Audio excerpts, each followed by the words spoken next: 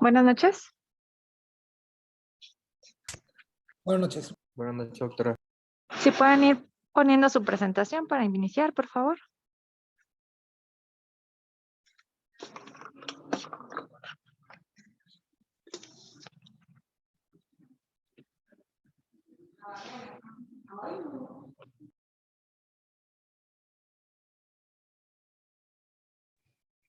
Creo que apenas acaba de entrar el doctor Fernando, al parecer a él le toca la clase.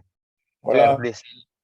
Dice la doctora que sí, ya pueden poner la presentación para Sí, iniciar. claro. Vamos a iniciar. Un segundito nada más.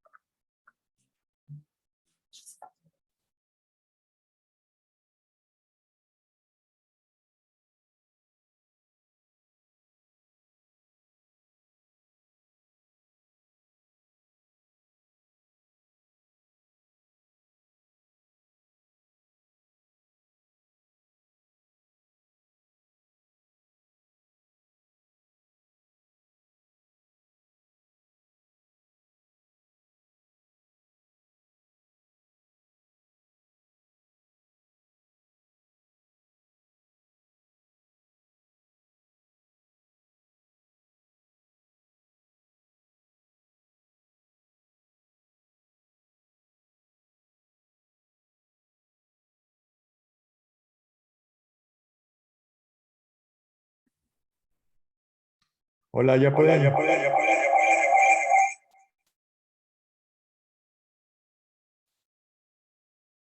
¿Ya pueden ver mi pantalla?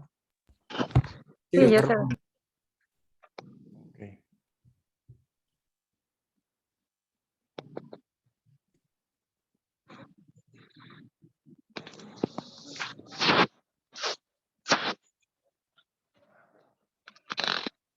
Muy bien. Pues yo voy a presentar el tema de queratitis virales, ¿sí? Vamos a iniciar.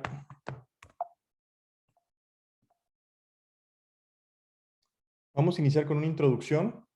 Recordando nada más rápidamente cuáles son los virus. Los virus pues van a ser unidades pequeñas de 10 a 400 nanómetros de diámetro que van a contener un genoma, como podemos ver en la imagen en el centro es el genoma, ¿sí? Del virus con una cubierta proteica o cápside. Esta cubierta proteica, pues es la que nos va o le va a ayudar al virus a protegerse del medio externo, ¿sí? Esto va a ser muy importante, ya vamos a ver más adelante por qué. Los medicamentos antivirales generalmente se dirigen a la transcripción de los genes virales, por lo cual la importancia del tipo de ácido nucleico radica en las diferencias en la susceptibilidad a los antivirales. La cápside viral va a interactuar internamente con el genoma para estabilizarlo y lo va a proteger del medio externo, como ya había mencionado previamente. Por ejemplo, los virus encapsulados, por ejemplo, como el virus del herpes simple o el VIH, van a tener una mayor susceptibilidad al daño por medios externos, ¿no? Al contrario de los adenovirus, que van a ser virus no encapsulados, menor susceptibilidad al daño, y por eso, pues, van a ser virus más contagiosos. Podríamos pensar más bien que los encapsulados tienen menor susceptibilidad que los no encapsulados, pero bueno, es al revés, ¿verdad? Vamos a iniciar hablando del virus del Epstein-Barr. Acordarnos que este es un herpes virus que infecta a la mayoría de los adultos al principio de la edad adulta. ¿Cómo? Pues bueno, ocurre al compartir saliva. No sé si recuerdan que le llamaban también como la enfermedad del beso, porque pues bueno, al compartir saliva o bueno, durante la infancia en la primera década también podría contagiarse, ¿no? Si se adquiere más tarde, esta enfermedad puede causar mononucleosis infecciosa. El virus permanece latente en los linfocitos B y las células epiteliales de la mucosa faríngea durante toda la vida. La presentación clínica, pues la causa va a ser la causa más frecuente de dacrioadenitis aguda. el agrandamiento inflamatorio de una o ambas glándulas lagrimales, ¿sí? Entonces, si vemos nosotros el agrandamiento de las glándulas lagrimales, una dacreoadenitis, pues debemos de sospechar, ¿sí? de una infección por el virus del Epstein-Barr y también sospechar por la edad del paciente, ¿sí? Al sospechar de virus del Epstein-Barr, ¿qué es lo que debemos de hacer? Pues solicitar una serología para este tipo de virus. Y como vemos en la tabla de abajo, si tenemos una infección activa, vamos a tener IgG y principalmente IgM. IgM es el principal que nos va a decir que es una enfermedad activa. En las infecciones pasadas o infecciones recientes podemos encontrar IgG positivas. ¿Ok? El BCA significa que es el IgG o IgM contra la cápside viral del Epstein-Barr. Ok, van a haber tres tipos, ¿sí? Tres tipos de daño o de fenotipo, cómo afecta este virus a nivel ocular. El tipo 1 vamos a tener infiltrados subepiteliales multifocales que se van a asemejar a la queratitis adenoviral, ¿sí? En el tipo 2 vamos a encontrar infiltrados pleomórficos con manchas multifocales o una inflamación activa que van a tener opacidades granulares en una forma de anillo. Eso va a ser como que la característica o lo que va a distinguir entre uno y otro, ¿verdad? Y por último, los infiltrados periféricos multifocales, que los vamos a encontrar en ese tipo de pacientes también.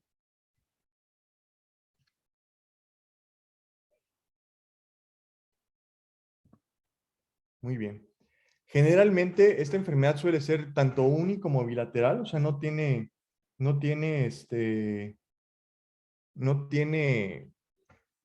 distinción en eso y se debe considerar a estos pacientes cuando tenemos una enfermedad refractaria al tratamiento antiviral convencional. ¿Cuál sería el tratamiento antiviral convencional? Pues obviamente el aciclovir, ¿no?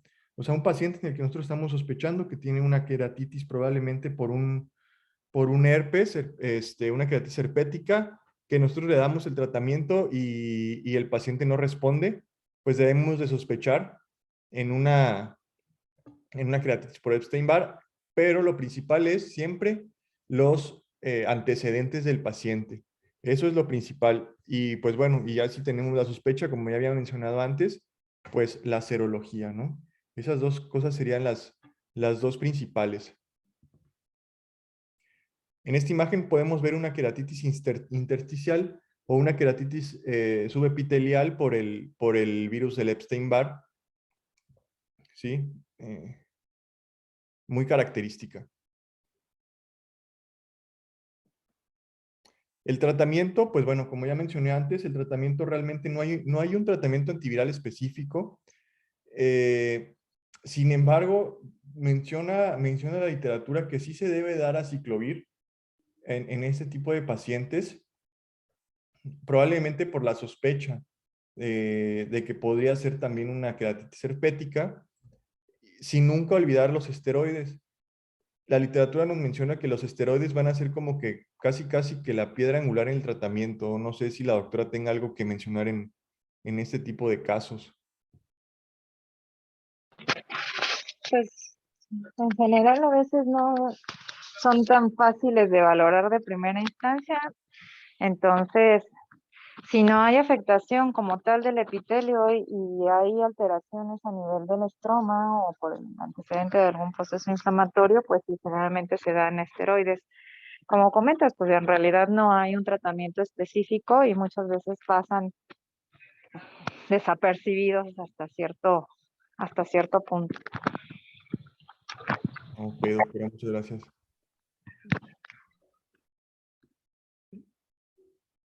¿Ven mi pantalla? ¿Sí? Es que no sé qué pasó con mi... Solamente se regresó a la portada y no se ve en modo presentación. Bueno, yo así la veo. ¿No se ve la presentación?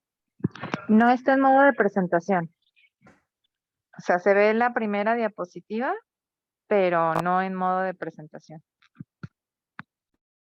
Ok, un segundito nada más.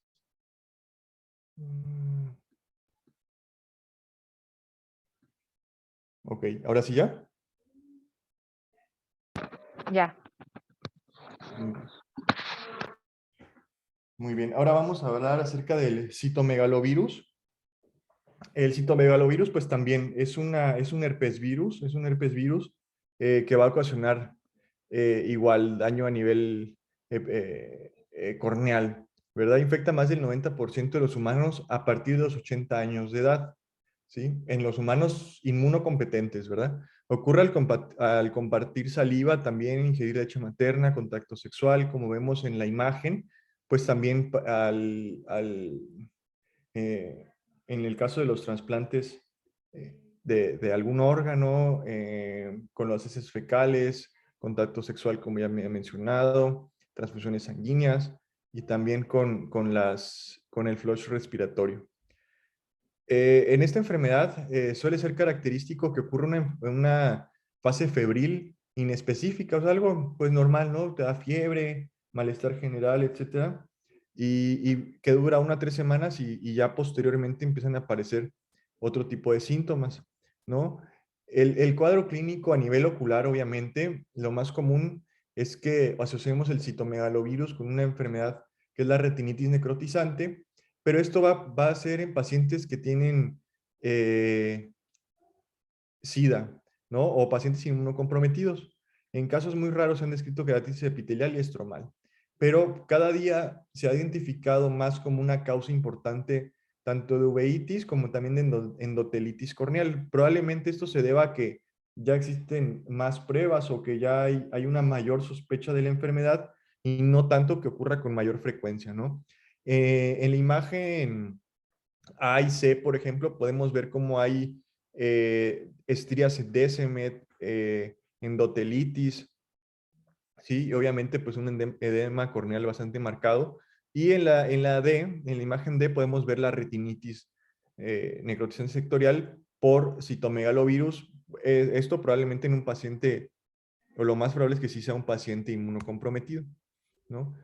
Las características de una uveitis por citomegalovirus son las siguientes. Una iritis aguda o crónica. La iritis la podemos encontrar como la vemos en la imagen inferior, en donde encontramos una pupila que está pues discórica, ¿sí? Probablemente inflamada, edematosa, con aumentos moderados o graves de una presión intraocular y precipitados queráticos, como también podemos ver en la imagen inferior, cómo tenemos esos precipitados retroqueráticos o queráticos que se ven muy bien a nivel pupilar, y pérdidas endoteliales como también edema corneal, ¿verdad? Este va a ser un cuadro clínico característico de citomegalovirus. Bueno, realmente una uveitis pues puede ser muy parecida en todos los casos, ¿no? Yo creo que lo más importante sería saber si el paciente está inmunocomprometido o no. Y bueno, los laboratorios para confirmar el diagnóstico de una queratitis o un daño ocular por citomegalovirus es con PCR del humor acuoso, ¿sí? Así es como sería realmente el diagnóstico de este padecimiento. Y la literatura menciona que la punción para obtener el humor acuoso para el estudio la debemos de hacer durante la infección activa, o sea, la fase aguda de la enfermedad, para que pues sea mucho más confiable este estudio. Y también se pueden solicitar pruebas para otros herpesvirus, ¿no? O sea, como para hacer los diagnósticos diferenciales, como Epstein-Barr también. O otra forma de diagnóstico sería mediante un examen histológico de una biopsia corneal. Esa sería otra opción, obviamente mucho más complicada. Y para el citomegalovirus sí hay tratamiento específico, principalmente el ganciclovir o el valganciclovir. En la academia nos dice que es valganciclovir 900 miligramos cada 12 horas por bastante tiempo, más esteroides que también mencionan que deben de usarse con prudencia. Recordar que pues para la uveitis y todas este tipo de inflamaciones, el esteroide es lo que nos va a ayudar 100% a disminuir el cuadro clínico, ¿no? Entonces, pues sí, a pesar de que tenga una presión intraocular elevada, etcétera, pues hay que dar esteroide y obviamente también hipotensores. Muy bien, ahora vamos a hablar de algo muchísimo más común que es el adenovirus, una enfermedad corneal por adenovirus. Obviamente, tanto el Epstein-Barr como el citomegalovirus pues van a ser casos muy específicos o casos que probablemente no lo veamos con tanta frecuencia, pero el adenovirus, eso sí lo vamos a ver con muchísima frecuencia. Este va a ser un virus ADN de doble cadena, sin envoltura, como ya habíamos mencionado, por lo cual tiene la capacidad de ser muy infecciosos. El adenovirus del subgrupo D, el subgrupo D es el que va a estar fuertemente asociado con la queratoconjuntivitis epidémica, ¿sí? Estos se van a transmitir por contacto cercano, tanto de secreciones oculares como también respiratorias, fomites o albercas contaminadas. Y la transmisión ocurre más fácil en lugares cerrados, instrumentos contaminados o gotas contaminadas. Por esto es muy importante que tengamos muchísimo higiene, por ejemplo, al tomar una presión intraocular con el tonómetro pues obviamente hace contacto con la superficie ocular y al hacer contacto con la superficie ocular pues todos estos virus pues quedan ahí,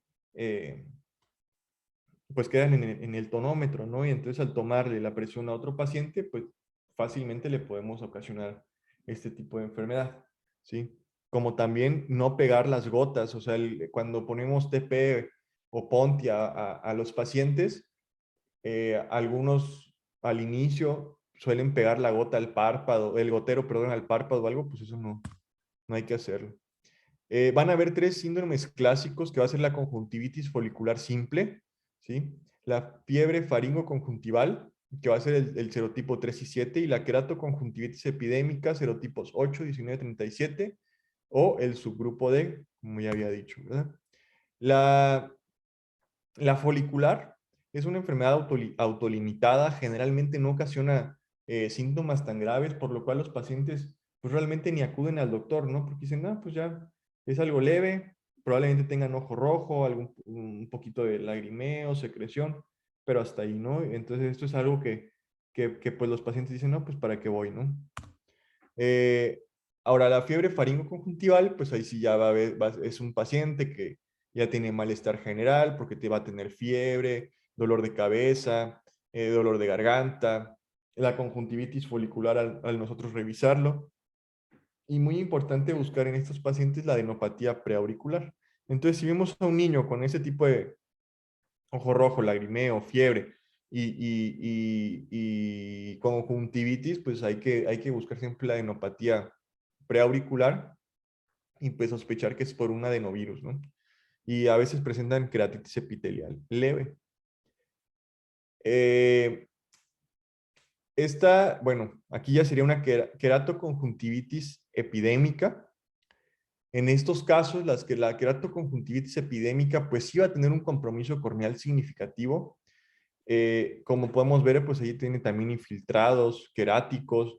La clave es que va a ser precedida por una infección del tracto respiratorio superior. O sea, este va a ser un paciente que los papás te van a decir, doctor, lo traigo porque tiene ojo rojo o lo que sea. Y siempre nosotros tenemos que preguntar si tuvo un cuadro febril o de gripa previo.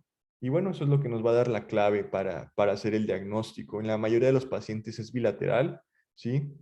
1 a 10 semanas después se va a desarrollar una conjuntivitis folicular severa y una queratitis epitelial punteada.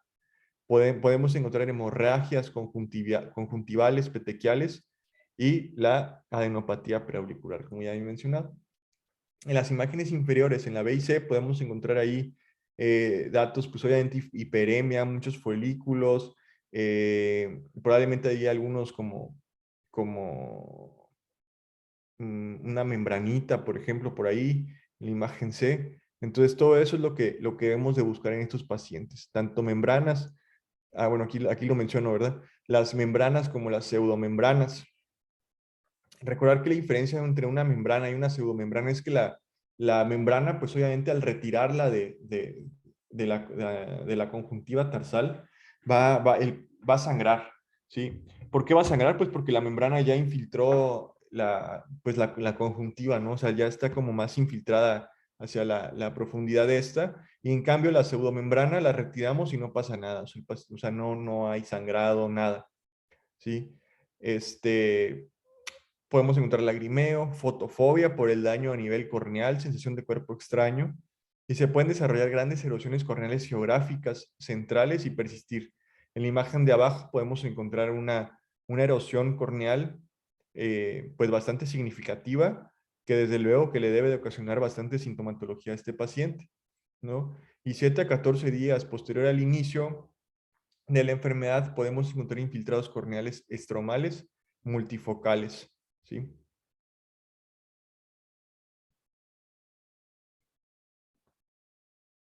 Muy bien, en esta imagen igual pues podemos ver ahí ya sea una membrana, una pseudomembrana, en el tarso inferior, como también en el superior, ahí en la región nasal, pues sí, superior, la pseudomembrana o la membrana de este paciente.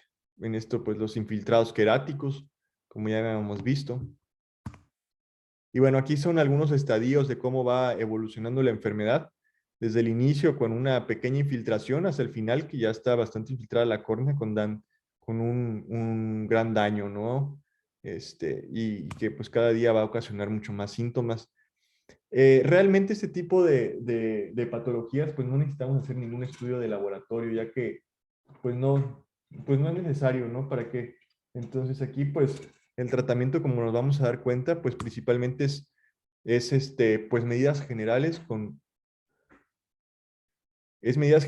compresas frías, lubricantes, ¿sí? Y los medicamentos podemos utilizar antibiótico más esteroide. El antibiótico, pues cuando tengamos datos de infección, ¿sí? Datos de infección, pues obviamente como secreción purulenta, etcétera, ¿no? Eh, Bacteriana, desde luego. Los corticoides tópicos nos mencionan que va a ser igual. Siempre la piedra angular para el tratamiento de todos los infiltrados estromales van a ser los corticoides tópicos.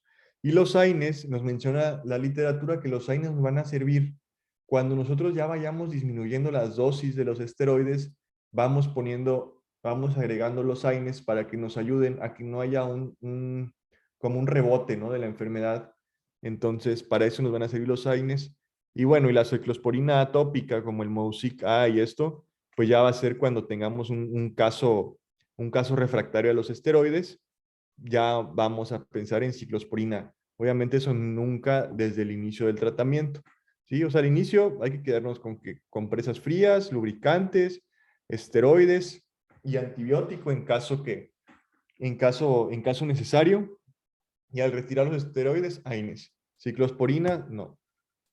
Aquí nada más una acotación, el uso de esteroides en fases tempranas es muy controvertido en pacientes con enfermedades virales, como en este caso el adenovirus. ¿Por qué? Porque también se refiere que se puede llegar a perpetuar la enfermedad. Entonces, muchas veces, la mayoría de los casos los dejamos para etapas más tardías en las cuales ya el cuadro no es agudo, pero hay presencia de infiltrados y la finalidad de los esteroides sería el tratar de disminuir los infiltrados más pronto. Realmente van a encontrar mucha literatura en la cual el uso de esteroides es muy controvertido. A mí en lo personal no me gusta iniciarlo. Hay pacientes que no cursan con infiltrados y que no requieren tal cual el uso de esteroides nunca y solamente los utilizo ya que el cuadro agudo está resuelto y han quedado ya los infiltrados más bien como una especie de secuela del cuadro inicial. Pero el uso de esteroides en estos pacientes es muy controvertido. Ok, doctora, muchas gracias. Creo que me expresé mal, pero sí, usted tiene razón. O sea, y como puse en la diapositiva, pues los corticoides tópicos cuando tengamos infiltrados estromales, como usted menciona. Doctora, una duda. ¿Y se dejan mejor con AINES al principio?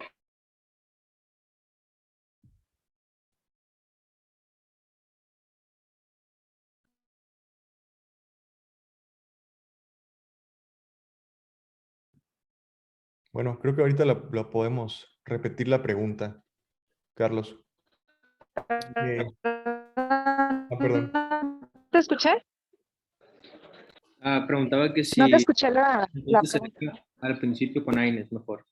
Ah, sí, generalmente prefiero utilizar AINES al inicio para disminuir la molestia. También ayuda a disminuir algo la inflamación y la comezón, también esa sensación de ardor o quemazón que pueden llegar a tener los pacientes en este tipo de conjuntivitis.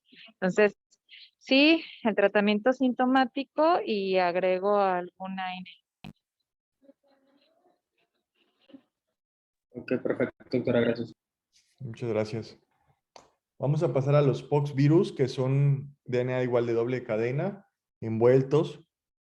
En este caso van a ser el molusco contagioso y el virus vaccinia, que es el virus que provoca la viruela. Ahorita más adelante voy a mencionar porque actualmente se está mencionando mucho. El molusco contagioso, pues bueno, sabemos que se puede transmitir por contacto directo con personas infectadas. Eh, lo más característico, pues va a ser que encontremos uno o más nódulos umbilicados en el margen de la piel palpebral y erosiones epiteliales punteadas. En casos ya muy raros o crónicos, podemos encontrar panus corneal. Esta imagen, pues es un paciente inmunocompetente. Aparentemente es un niño que tiene, pues hay una infección por este tipo de virus. Sí, si nos podemos dar cuenta, pues son poquitas lesiones, un cuadro no tan severo. Y aquí, pues este es un paciente inmunocomprometido por SIDA, ¿sí? Que ya tiene unas lesiones mucho más grandes, mucho más confluentes y que pues obviamente ya va a tener mucho mayor afección a nivel ocular. En el examen histológico de un nódulo de molusco, vamos a encontrar inclusiones intracitoplasmáticas eosinofílicas. Esto va a ser lo que nos van a reportar, ¿no?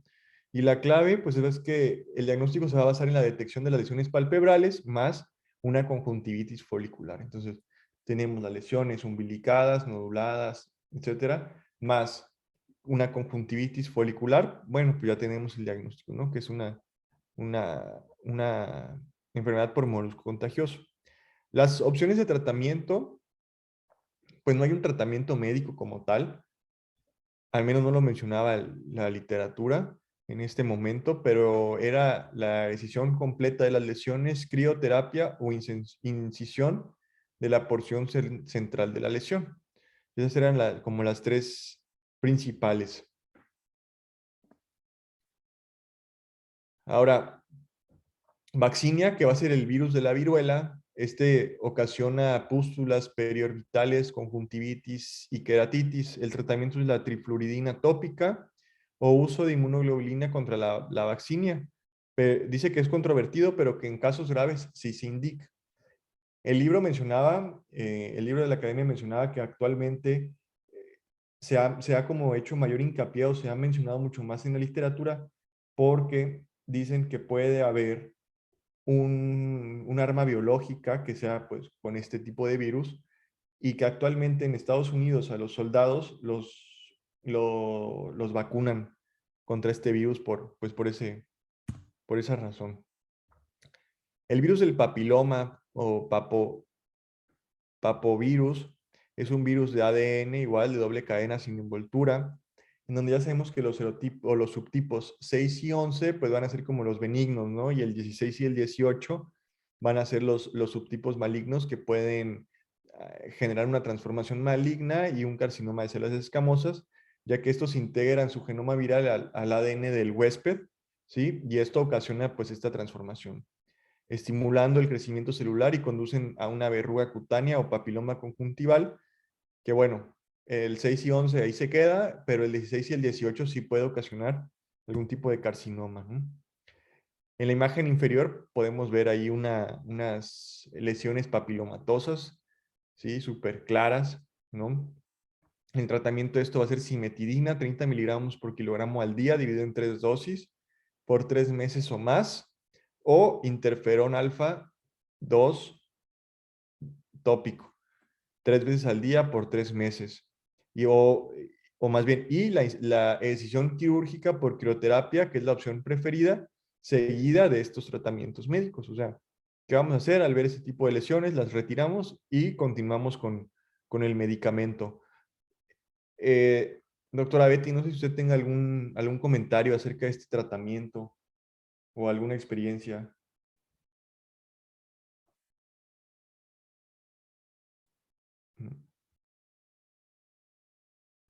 Bueno, seguimos con los virus de RNA. Estos ya van a ser como los últimos que vamos a ver. Estos se van a manifestar como una conjuntivitis folicular asociada a una infección de vías respiratorias superiores, ¿sí? O sea, vamos a estar hablando de la influenza, por ejemplo, el sarampión. La influenza, pues obviamente ocasiona una inflamación de la glándula lagrimal, una inflamación a nivel de la córnea, del iris, de la retina, del nervio óptico y también de otros nervios craneales. Y el sarampión, como ya sabemos, el cuadro característico es la tos, la coriza y la conjuntivitis folicular, que igual el sarampión, pues es súper difícil que veamos un caso, sino que imposible, ¿no? La parotiditis, el virus de la parotiditis nos va a ocasionar igual dacradenitis, una conjuntivitis folicular, queratitis epitelial, estromal, iritis, trabeculitis, escleritis, dentro de las dos primeras semanas del cuadro clínico. En la imagen superior podemos ver un caso de dacradenitis.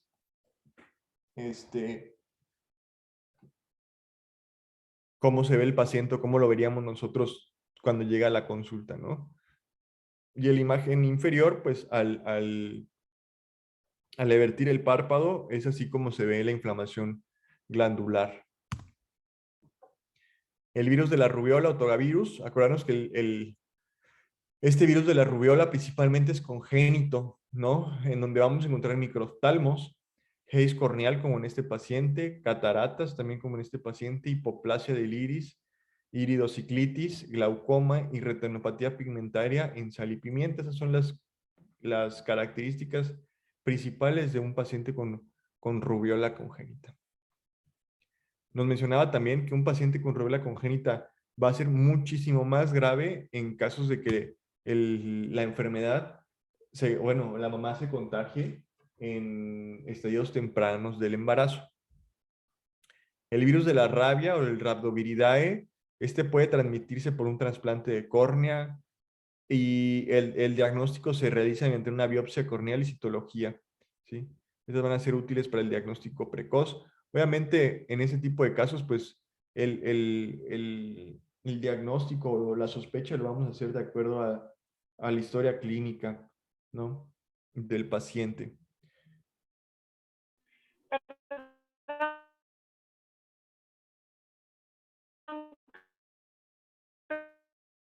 Doctora, no se escucha muy bien.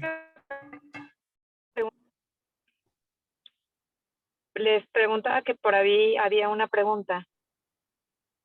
Nada más que no alcancé a oírla porque el Zoom me sacó.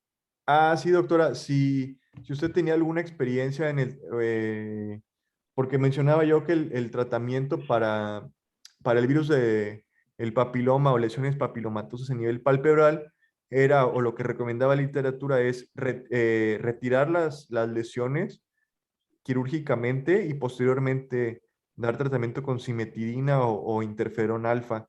Entonces yo preguntaba si, bueno, esa es la recomendación que usted daría también. Sí, de hecho, el tratamiento con el interferón ha mostrado buenos resultados. ¿Cuál es el problema? El tiempo del tratamiento, el costo y que a veces no se cuenta o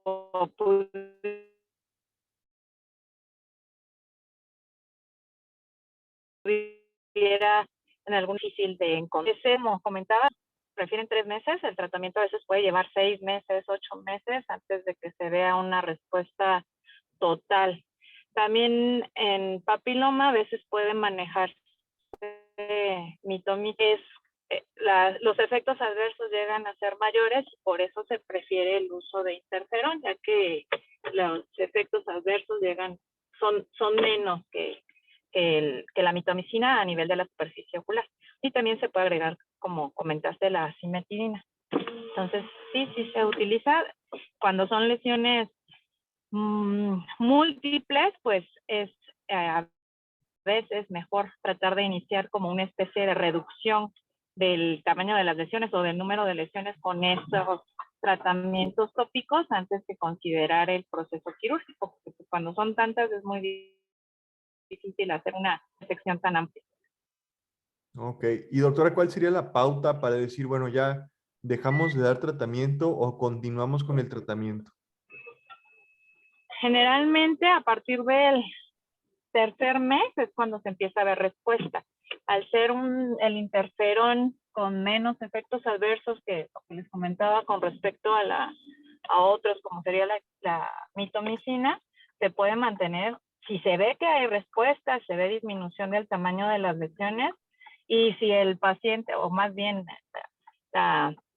los papás no están tan estresados, si se explica bien, se puede mantener el tratamiento hasta por un año, hasta ver la resolución completa de las lesiones.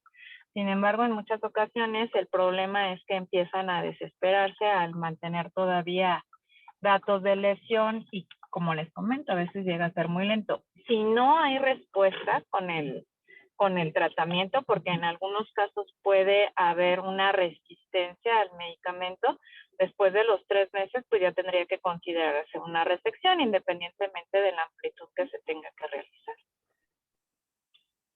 Ok, perfecto, doctora.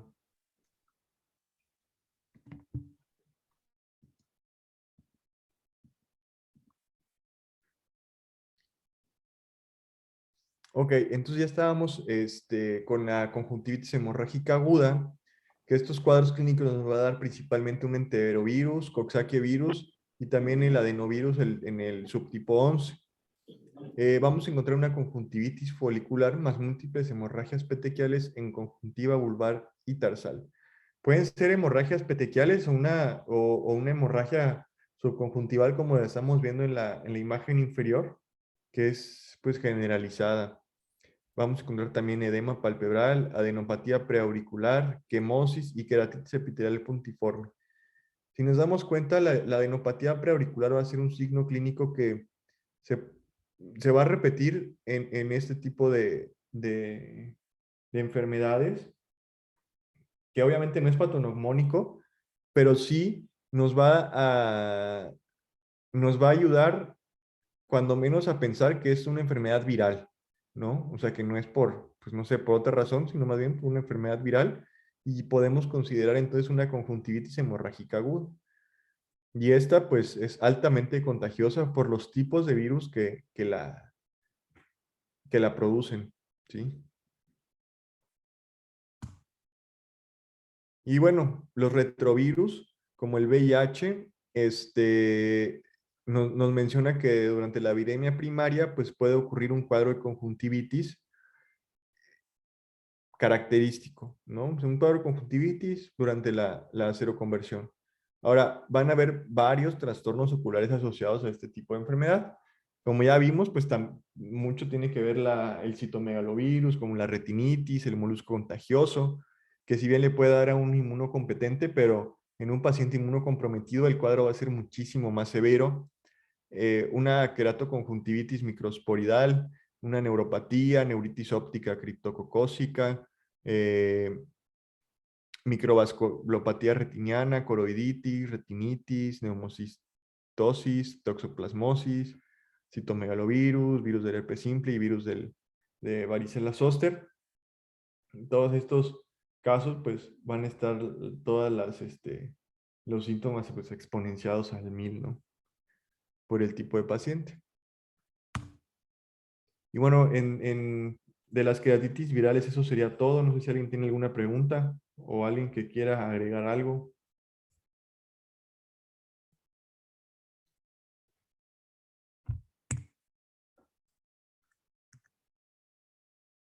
Muy bien, vamos a pasar ahora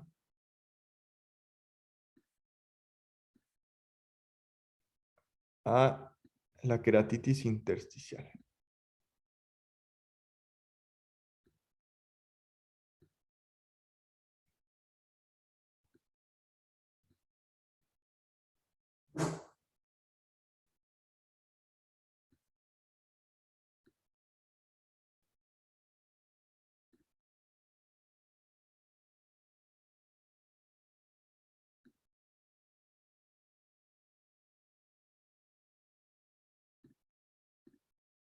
Solo denme un segundito.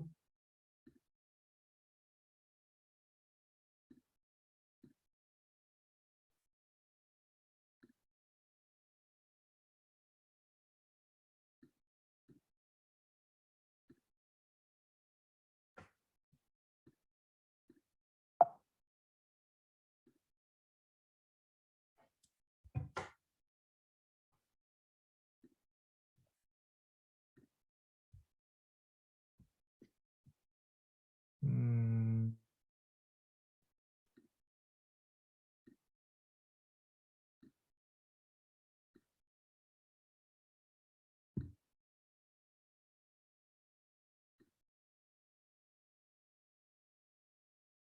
¿Ven mi pantalla?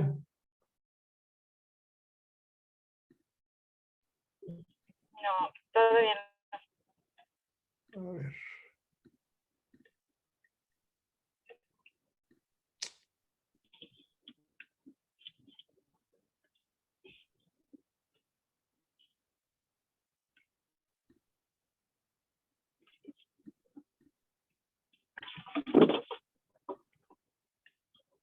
Ay, a ver, un segundito. Bueno, en lo que acomodas tu pantalla, nada más en cuanto a las infecciones virales por citomegalovirus, por ejemplo, generalmente sí es, no, más bien no es tan común que la valoremos en la córnea, o como la presentación puede ser similar a otro tipo de infecciones virales, pues podemos considerar que se trate ya sea de herpes o incluso por la aparición que muchas veces también puede llegar a ser periférica, que pudiera considerarse como algo inmune.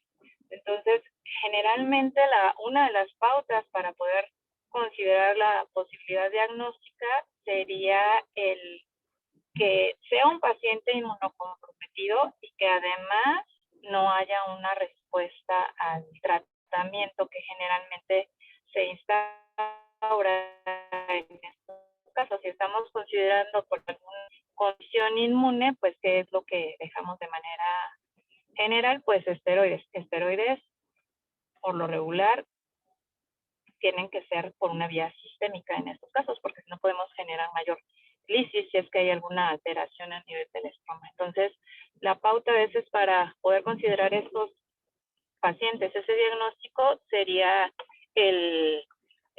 la manera de presentación en el inmunocompromiso y que no haya una respuesta tan adecuada.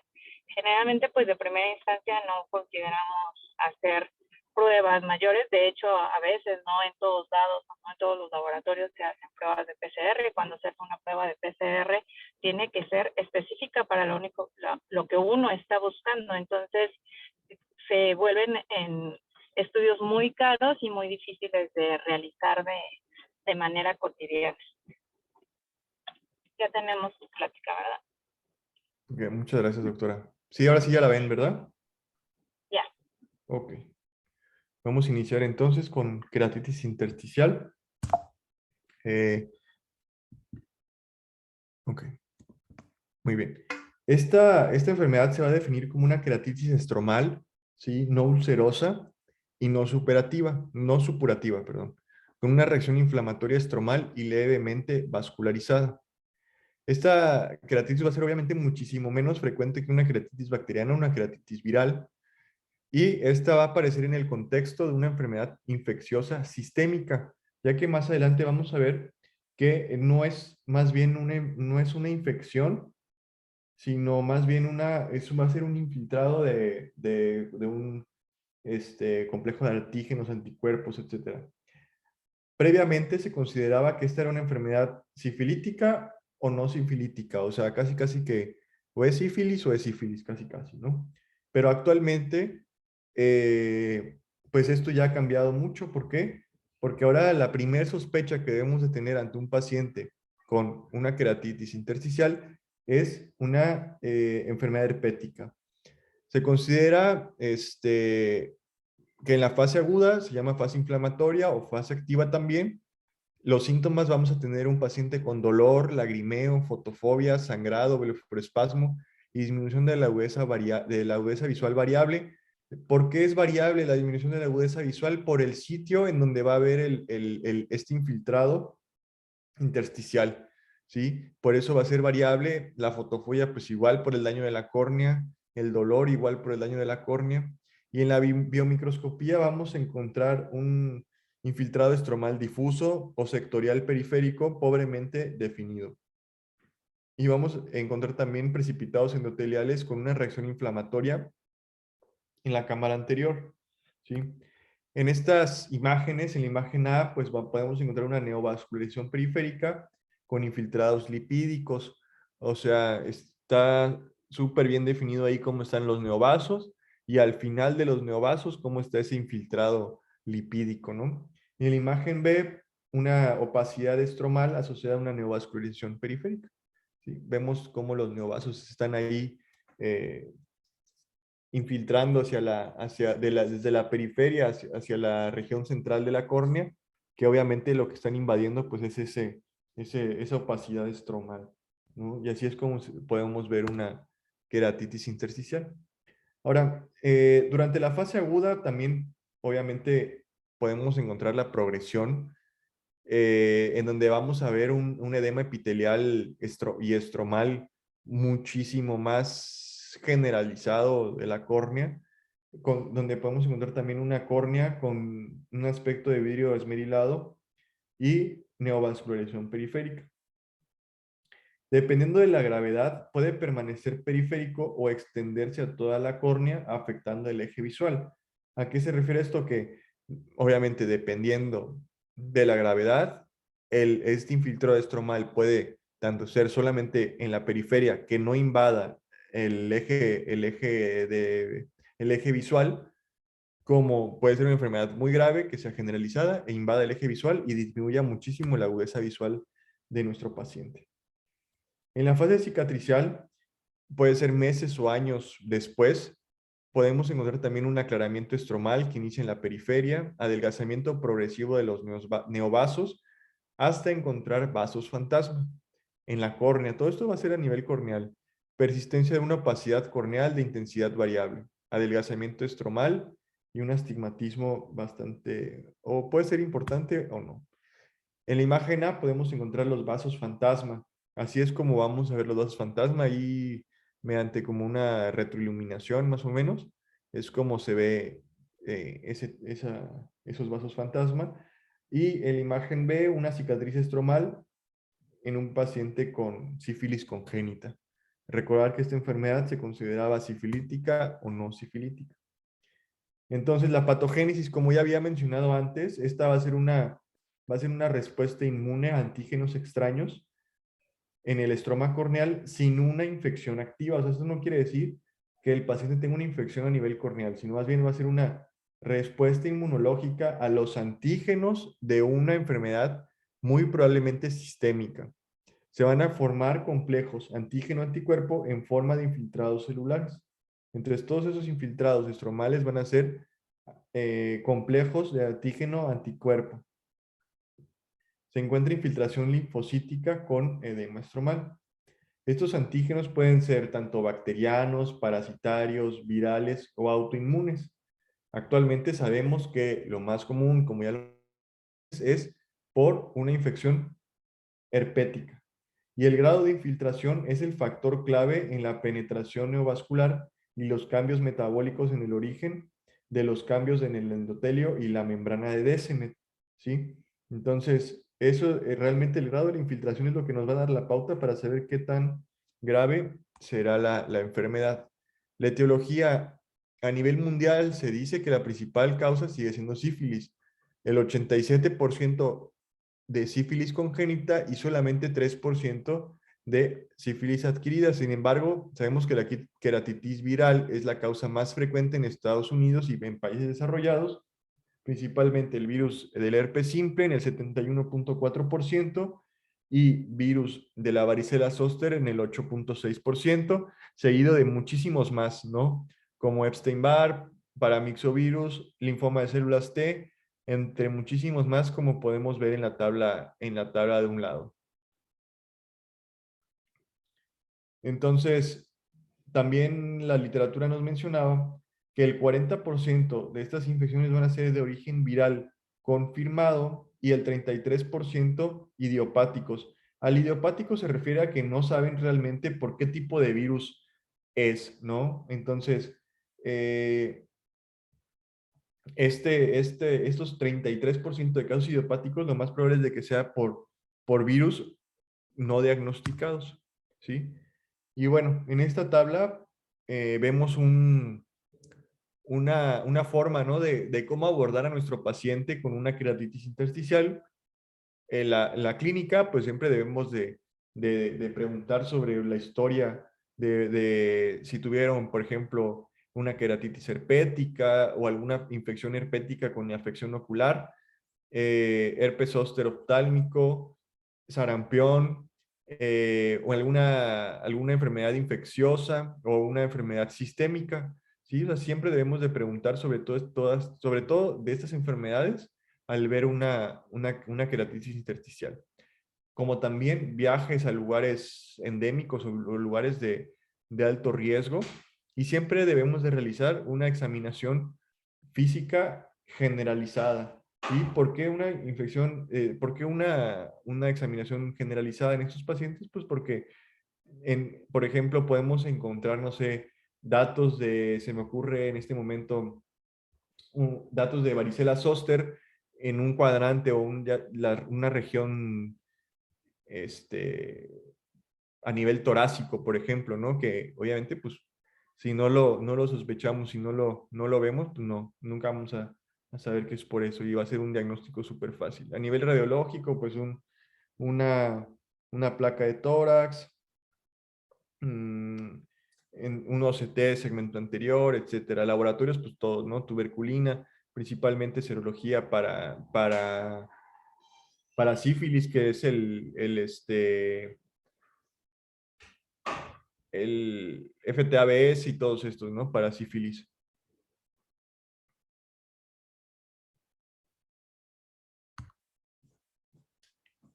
Los diagnósticos diferenciales en estos pacientes va a ser la queratitis ulcerosa infecciosa, queratitis inmune, distrofias corneales, edema estromal secundario a disfunción endotelial, queratitis postraumática. Ahora, la siguiente diapositiva va a ser una diapositiva muy, muy importante porque nos vamos a dar cuenta que va a haber algo distintivo clásico, que va a ser si es unilateral o bilateral. Esto es lo que nos va a nosotros a tener un panorama un poquito más específico hacia una enfermedad u otra. En el caso de que sea unilateral, siempre debemos de pensar entonces, como vemos ahí, en el 71.4% de casos en herpes, ¿ok? Después idiopático, varicela zoster, idiopático en el caso inactivo y tuberculosis, ¿no? Nunca en los casos unilaterales pensamos en sífilis. En cambio, si vemos a un paciente con una afección de queratitis intersticial bilateral, como vemos aquí, lo primero que debemos sospechar es idiopático en un caso activo, que un idiopático sabemos que es una enfermedad viral no diagnosticada, y en el 53% en los casos inactivos, sífilis, ¿sí? O sea, eso va a ser un punto clave distintivo. Vamos a hablar un poquito de la queratitis intersticial sifilítica. Pues la sífilis, recuerda que nos da el treponema pallidum, es una respuesta de tipo inmunitario sin una proliferación bacteriana activa a nivel corneal. Afecta principalmente a mujeres jóvenes. El 80% de casos es bilateral y se van a describir 3 fases.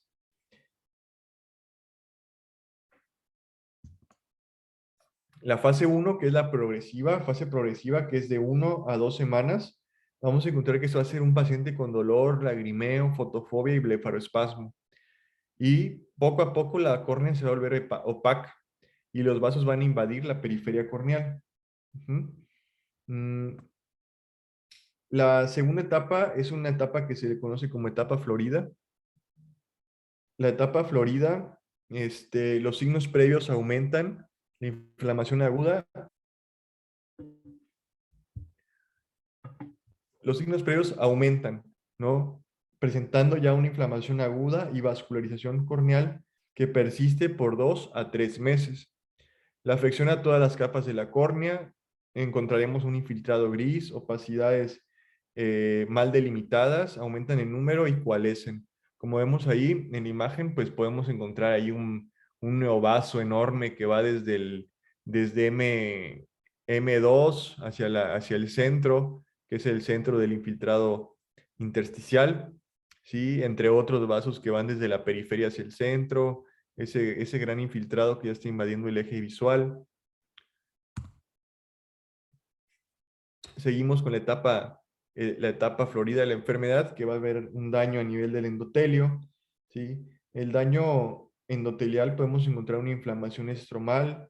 Esto va a ocasionar edema epitelial microquístico con formación de ampollas y gutas, ¿sí? Podemos encontrar estrías en Descemet, como lo vemos en la imagen de un lado. La agudeza visual puede reducirse hasta una percepción de luz, obviamente dependiendo de la afección del paciente. Y los neobrazos penetran unos pocos milímetros en la córnea y crean una elevación del limbo, esto a nivel periférico. La extensión de la neovascularización es variable según la localización del infiltrado y va a tener una duración de 4 a 5 semanas, ¿sí? Y ya la etapa regresiva, que va a ser 1 a 2 años después de la infección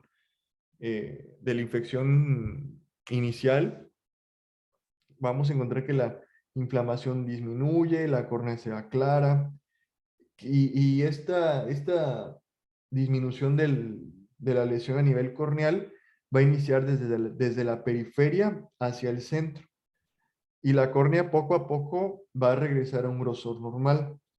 Pueden persistir opacidades en el estroma posterior y la persistencia de vasos fantasma que ya vimos, ¿no? En esa imagen inferior, pues volvemos a recordar cómo se ven los vasos fantasma en una córnea.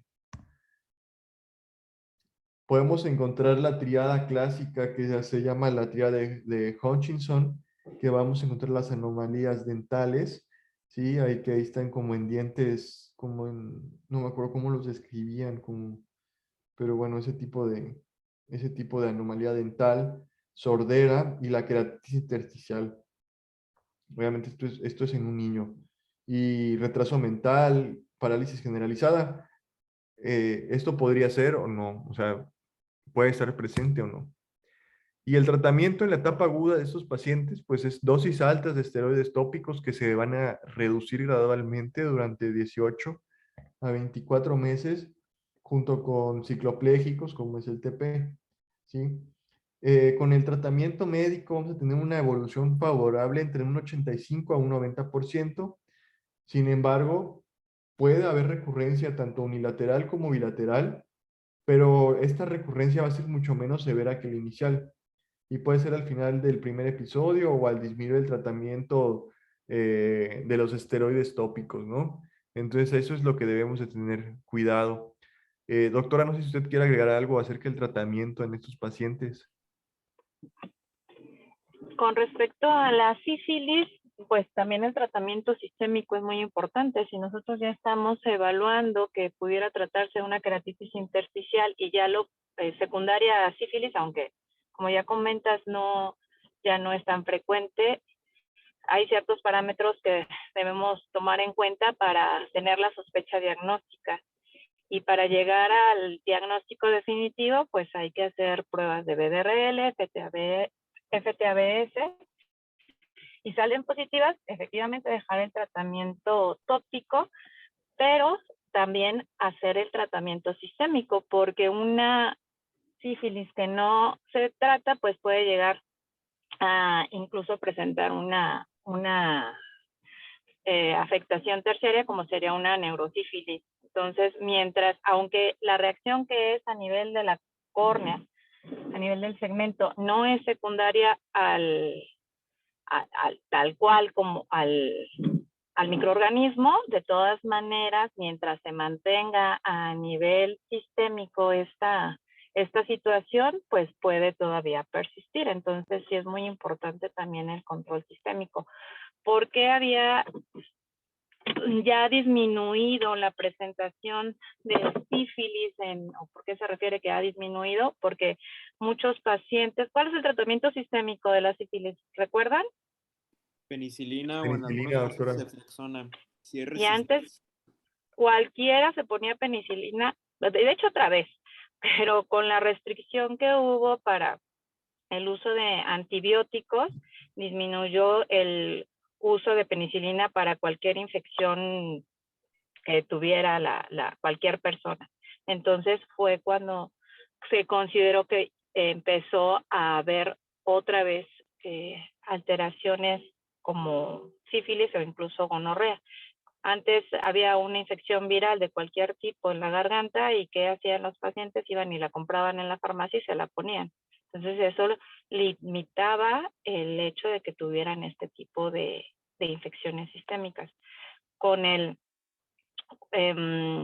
con la regulación con respecto a los antibióticos, pues ahí es donde se empezaron otra vez a manifestar o a presentar. Uh-huh. Y en muchas ocasiones, pues, llega estas alteraciones a un punto de no retorno por las alteraciones que llegan a presentarse a nivel endotelial y la inflamación crónica que pueden llegar a manifestar, pues también pueden requerir a futuro un trasplante de córnea. Sí, exacto. El pronóstico de esto pues va a depender también de las condiciones generales del segmento. Hay pacientes que no generan o generaron vascularización y posteriormente ya tienen más bien una regresión de los vasos y ya no hay esa condición de vascularización de la córnea y tienen mejor pronóstico que aquellos que están más vascularizados. Doctora, en estos casos me imagino que, por ejemplo, tratamos al paciente que tiene el infiltrado, iniciamos esteroide, ya llevamos un largo ciclo de esteroide y ya vemos que realmente sí reduce el infiltrado. Y una vez que ya redujo casi por completo, ya que hay vasos fantasma, quitamos los esteroides y puede recurrir de nuevo. Puede haber la presentación nuevamente de la enfermedad, sí, por eso también la importancia del tratamiento sistémico, lo que les comento, pues mientras el microorganismo se mantenga a nivel sistémico, pues puede volver a reactivar esa situación de inmunidad en la córnea. Entonces, otra situación es que el infiltrado no es tal cual un infiltrado, es un edema, más bien una condición del estroma no tan supurativa, sí puede reducirse, pero en algunas ocasiones no se reduce al 100% porque ya hay una afectación a nivel de la estructura de la colágena. Y si hubo alteraciones a nivel endotelial, el problema será que pueden llegar a tener ya una descompensación corneal secundaria o una falla endotelial. Ok, perfecto.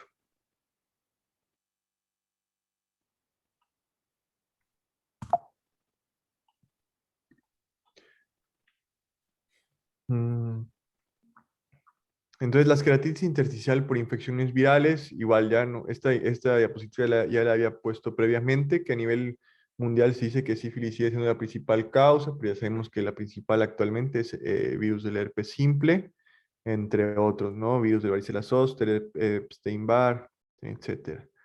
Entonces, el virus del herpes simple en países desarrollados es la principal causa, el 71% de las presentaciones en el 71% de las presentaciones unilaterales activas, como la habíamos mostrado en la imagen como del flujograma, en el 50% casos unilaterales activos y el 10% de bilaterales activos.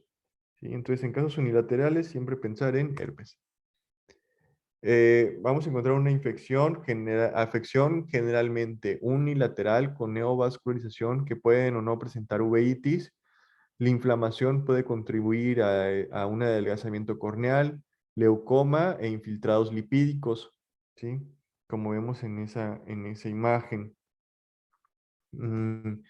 También, en este caso, pues ya vamos a ver el virus de la varicela zoster, que vamos a encontrar infiltrados granulares aislados, edemas, cicatrices numulares residuales. Estas cicatrices numulares son marcadores característicos de enfermedades virales. Edema, hipoestesia corneal. Acordarnos que la hipoestesia corneal igual va a ser característica de las infecciones por virus del herpes. Atrofia sectorial del iris. Queratitis epitelial punteada, pseudodendritas tempranas, infiltrados del estroma anterior y escleroqueratitis. Doctora, yo tenía una duda. En la atrofia sectorial del iris es cuando podemos ver por retroiluminación que hay, o sea, bueno, como que se ilumine el iris, ¿verdad? Cuando hay atrofia. Pues no es que se ilumine el iris, más bien O sea, bueno, ya pasa la luz, ¿no?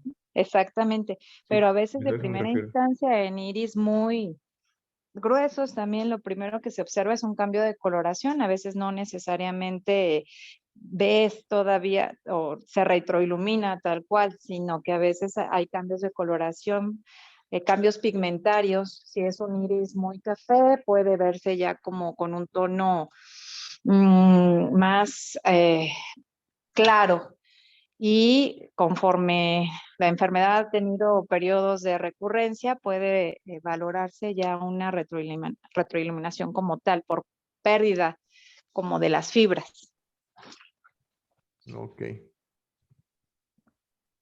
Y bueno, el tratamiento, pues desde luego que va a ser con aciclovir, tópico, sistémico, más bien tópico y sistémico, perdón, esteroides tópicos y ciclosporina en caso de resistencia a esteroides. Y bueno, la conclusión es que actualmente lo más común es viral y es herpética. Y bueno, sería todo de queratitis intersticial. ¿Alguna otra duda o comentario?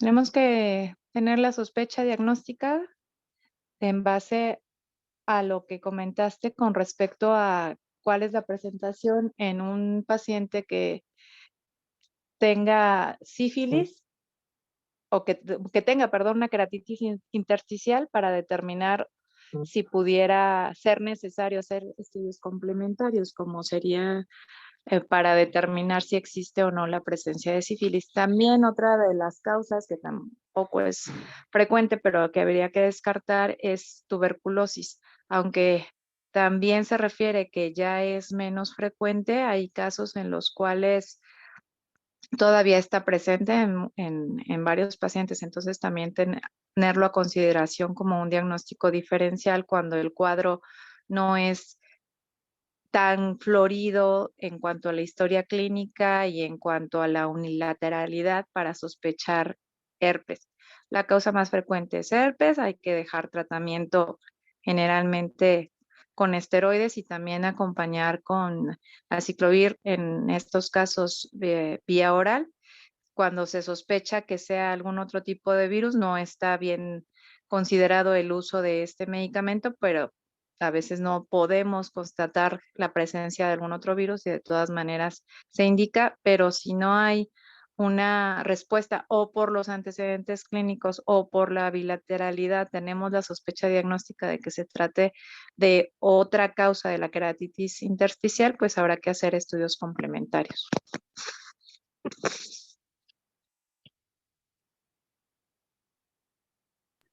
Muchas ¿Algún gracias. otro comentario? Si no, para que falta herpes, ¿verdad? Sí, doctora, nada más que, bueno, no sé si Jorge está por ahí, pero me comentó que venía manejando una campaña. No sé si Jorge está por Checamos, ahí. checamos si se alcanzó a conectar y si no, pues nos vemos el próximo martes. Claro.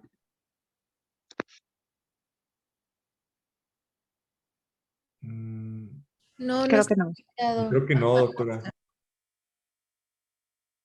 Ok, entonces nos vemos el martes.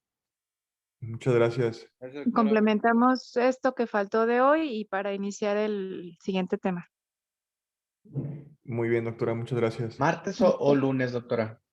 Quedamos que los lunes, como luego tiene su sesión general, Ah, sí, cierto. y a mí se me complica los lunes en la tarde y en la mañana tienen las clases con el doctor Carvajal, entonces los lunes no nos podemos ver. Muy bien. Gracias, buenas noches. Gracias. No, gracias igualmente, doctora. Buenas noches.